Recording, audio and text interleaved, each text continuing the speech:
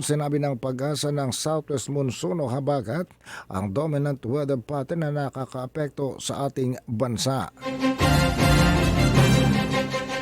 Dahil dito ang Metro Manila, Ilocos Region, Benguet, Abra, Zambales, Bataan, Tarlac, Pampanga, Nueva Ecija, Bulacan, Cavite, Laguna, Batangas, Palawan, Marinduque, Occidental Mindoro at ang Oriental Mindoro ay magkakaroon ng kaulapan sa kalangitan, may kalat-kalat na pag-ulan, pagkulog at pagkidlat.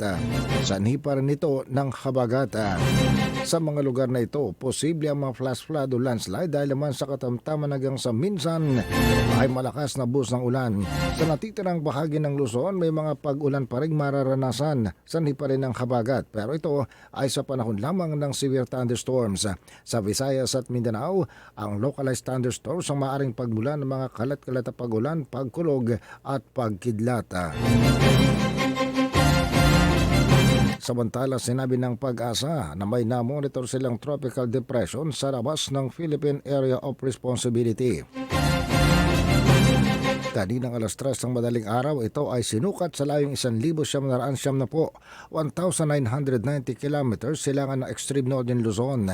Taglan nito ang maximum sustained winds na 55 kilometers per hour at may pagbugsong umaabot hanggang 70 kilometers per hour.